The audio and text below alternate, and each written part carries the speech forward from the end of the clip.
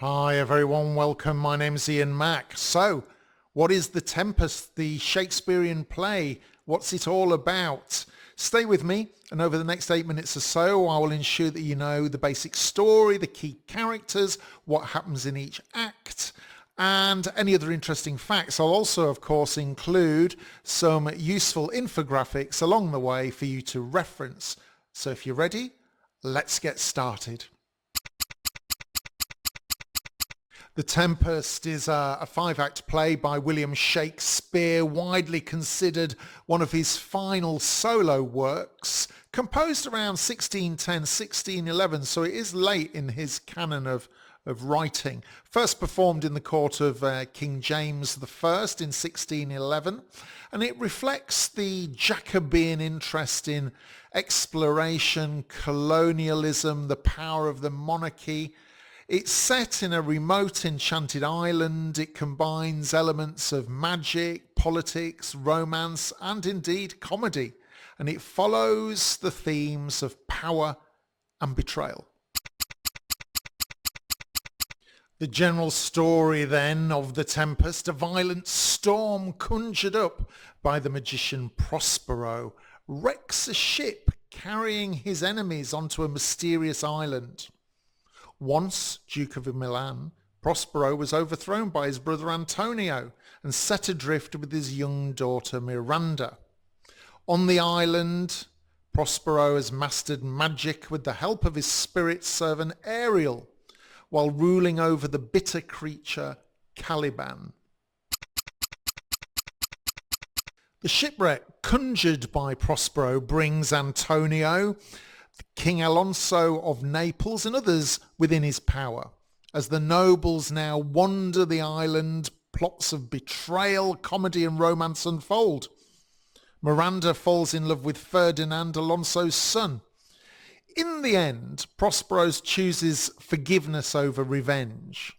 He restores order, reveals Ferdinand and Miranda's betrothal, he frees Ariel, and he prepares to return to Milan to reclaim his dukedom. The play closes with harmony restored. In terms of characters in The Tempest, let's highlight 10 or worthy of note. So, of course, we've got Prospero, the rightful Duke of Milan, now a powerful magician. We've got Miranda, Prospero's daughter, innocent and compassionate. We've got Ariel, a spirit who serves Prospero faithfully. Caliban, native to the island, resentful of Prospero's rule. Ferdinand, Prince of Naples, Alonso's son, whilst Alonso is the King of Naples. Antonio, Prospero's brother, ambitious usurper who took Milan from him. Sebastian, Alonso's brother, drawn into Antonio's schemes. And we've got somebody called Gonzalo, an honest, loyal counsellor who once aided Prospero and Miranda's survival. And finally, we've got Stefano and Tinculo, who are a drunken butler and a jester. In Act 1 of The Tempest, we have the storm in the island, setting the scene. A mighty tempest or storm wrecks a ship carrying King Alonso of Naples, his son Ferdinand, his brother Sebastian, and Antonio, Duke of Milan. They're washed ashore on an enchanted island. The storm was raised, of course, by Prospero, rightful Duke of Milan, and his spirit servant Ariel. Prospero explains to his daughter Miranda that Antonio had betrayed him years earlier and taking away from him his rights and setting both of them adrift. On the island, of course, they've survived, aided by Prospero's servant Ariel. Now, fate and sorcery have now brought his enemies within reach. So, Ferdinand, separated from the others, meets Miranda. The two fall in love at first sight, which pleases Prospero, though he pretends sternness to test their devotion. In Act 2, we have plots and comic mischief. Elsewhere on the island, the stranded nobles are quarrelling. Sebastian and Antonio plot to murder Alonso and Gonzalo to seize power. but Ariel foils them. Meanwhile, comic relief unfolds. The jester, Trinculo, and butler Stefano encounter the islander Caliban, who resents Prospero's rule. Caliban mistakes Stefano for a god and pledges loyalty to him, hatching a drunken plan to overthrow Prospero in return. The act contrasts the high-stakes politics of the nobles with the ridiculous but dangerous rebellion of the servants. Themes of ambition and usurpation mirror Prospero's own past betrayal. In Act 3 of The Tempest, we address love and conspiracy. Ferdinand proves his devotion to Miranda by performing hard labour for Prospero. Their love blossoms and they pledge to marry. Prospero secretly rejoices that his plan is working, ensuring both justice and his daughter's future happiness. Meanwhile, Caliban, Stefano and Trinculo stumble through their plot to kill Prospero. Their drunken antics are manipulated by Ariel, who tries to confuse them. At the same time, the shipwrecked nobles are also tormented by Ariel's magic illusions, reminding them of their guilt, what they have done.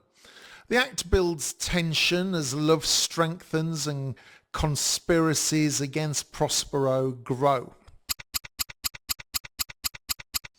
In Act 4, we address mask and betrayal. Mask, M-A-S-Q-U-E. Satisfied with Ferdinand's honour, Prospero blesses the union with Miranda. He conjures a magnificent mask, a vision of spirits celebrating love, fertility with song and dance. Yet even as joy reigns, Prospero recalls Caliban's conspiracy. He abruptly ends the mask and turns his magic towards punishment. Ariel lures the drunken rebels into a trap with glittering clothes. They're hunted by spirits in the shape of hounds. The act emphasizes both Prospero's vast magical power, but at the same time his fragile human emotions, anger, fear, and of course protectiveness towards his daughter. Act 5 is all about forgiveness and freedom. Prospero's plan reach their climax. He summons Alonso, Antonio and the other nobles, confronting them with their past crimes. Instead of vengeance, he chooses mercy. He forgives Antonio, his brother, though he does reclaim his dukedom. Alonso is reunited with Ferdinand and is overjoyed at his son's engagement to Miranda. Prospero frees Ariel, keeping his promise, and also acknowledges Caliban as his own flawed subject. Finally, he renounces magic, most importantly, breaking his staff, and he drowns his book of spells, and he prepares to return to Milan. So, once again, as often is the case with Bill Shakespeare, the play closes with harmony restored. The past is healed through forgiveness. Prospero's moving farewell to both magic and audience is very well known. Some interesting facts about The Tempest. It's not based on English chronicles like many of Shakespeare's histories. In fact, it's inspired by contemporary accounts of the 1609 shipwreck of the Sea Venture in Bermuda and broader travel literature about the New World. The play itself is often viewed as Shakespeare's farewell to the stage. Prospero breaking his staff and laying down his book of magic spells is widely seen as Shakespeare symbolically laying down his craft. It is, in the end, a blend of comedy, romance and allegory, and it's certainly one of Shakespeare's most enduring and thought-provoking plays. What a gorgeous late play by the Bard himself. Please go and see it at a theatre near you if you can. Thank you so much once again for your time, and I hope this has helped get you started with this play. Don't forget to share any additional information about The Tempest with other audience members here. It's always great to build a community of knowledge, and I look forward to meeting you again in the next one. My name's Ian Mack, and remember, time is knowledge.